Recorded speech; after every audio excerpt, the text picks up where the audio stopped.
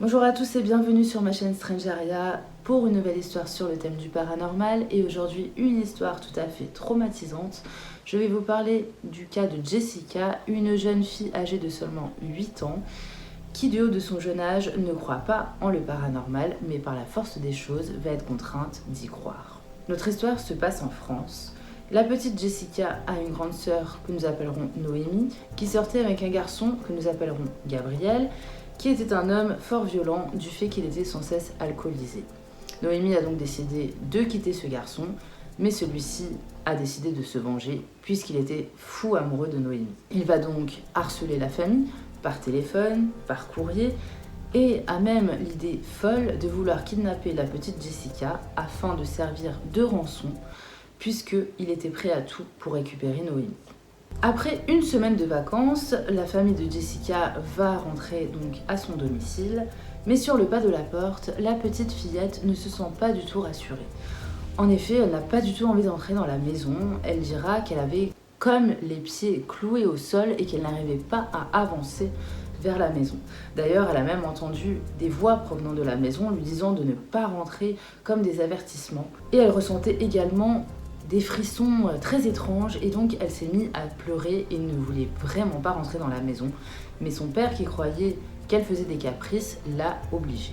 Jessica a donc suivi sa famille et est rentrée dans la maison. Au premier abord, tout était en ordre, sauf que lorsqu'ils sont entrés dans le salon, ils ont vu avec effroi du sang partout sur les murs et sur les meubles. Et notamment en plein milieu de la table, le rôti de cheval que la maman avait oublié de cuisiner avant les vacances. Et au-dessus de celui-ci, il y avait des vers et des mouches partout, donc une odeur putridentielle dans la maison.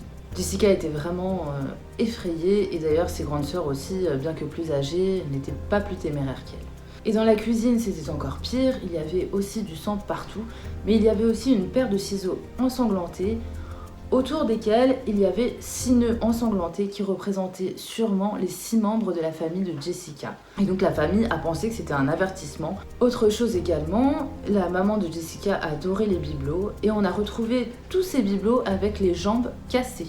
Et ce sera un détail important pour la suite. Et pour le reste de la maison, eh bien les chambres des filles étaient aussi saccagées, mais la plus saccagée était celle de Noémie, où notamment on a retrouvé une quantité astronomique de sang dans les sous-vêtements de cette dernière. Noémie qui était donc la véritable cible de son ex Gabriel. Après toutes ces découvertes glauques dans la maison, la famille s'est dit bon, c'est une chose en plus que Gabriel a essayé de faire pour nous faire peur, on va essayer de faire abstraction, mais on va quand même rapporter ça à la police, on ne sait jamais, on va poser une main courante et on va leur faire constater les faits. Et en entrant dans la maison, les policiers qui ont évidemment l'habitude de voir des scènes de crime, etc., vont être tout de même tout à fait effrayés tellement il y avait du sang dans toute la maison. Pour l'instant, tout cela révèle non pas du paranormal mais de choses rationnelles, mais les choses vont s'intensifier. La famille ne se doutait pas que ces choses allaient avoir des répercussions et des conséquences sur la vie future de la maison. Et là, on va rentrer vraiment dans le vif du sujet, c'est-à-dire dans le paranormal.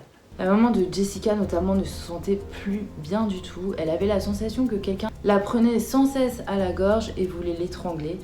Et aussi, elle avait tout le temps mal aux jambes et du coup, elle va se poser la question si les statuettes avec les jambes cassées n'avaient pas servi de poupée vaudou pour faire du mal à la maman de Jessica. Autre phénomène, les lumières qui s'allumaient et s'éteignaient tout seules, la télé aussi qui s'allumait toute seule et qui, bizarrement, mettait pause sur des images pour le coup vraiment très très étranges, des choses indescriptibles que Jessica ne pourra pas définir. Elle disait que ces images semblaient venir de l'au-delà. Le père de Jessica a également échappé à la mort puisque le disque de la ponceuse s'est détaché d'un coup et il a failli être complètement scalpé. Et la tronçonneuse a démarré toute seule un jour et il a failli perdre sa jambe.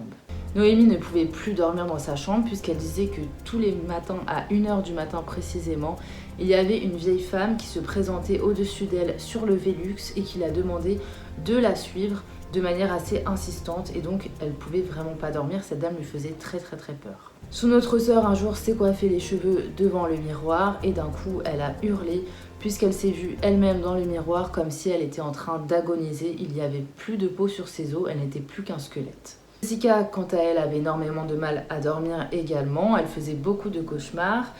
Et une fois, elle a eu l'apparition d'une vieille femme en gris qui venait la voir pour l'aborder. Sur le coup, elle a eu très peur.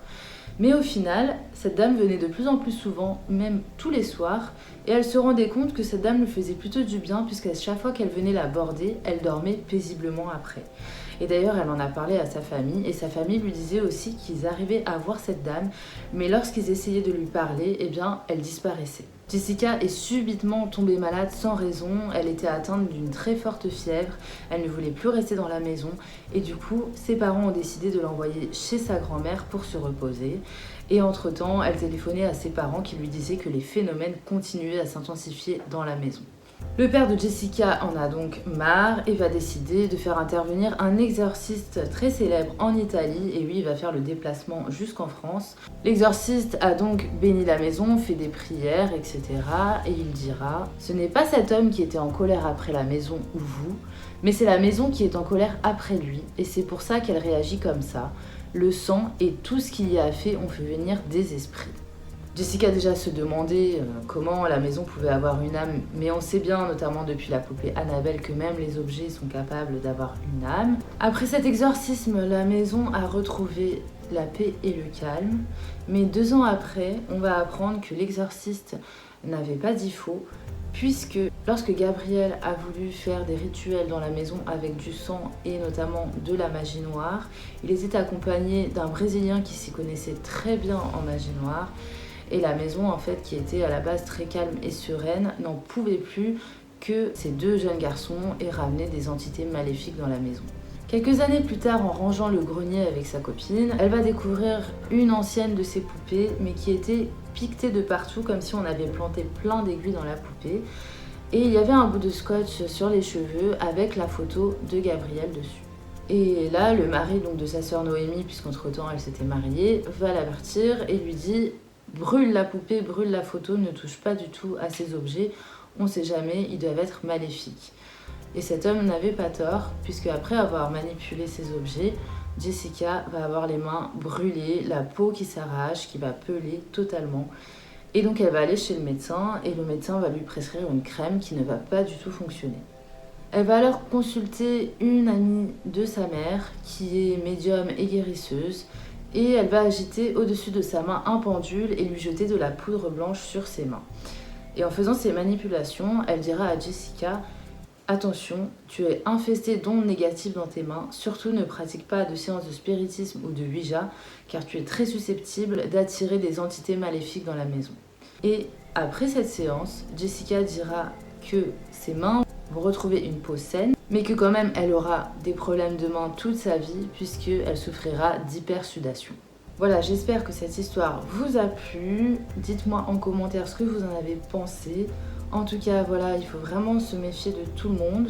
Vous voyez, la magie noire, ça existe vraiment, en tout cas à mon sens, je veux persuader personne.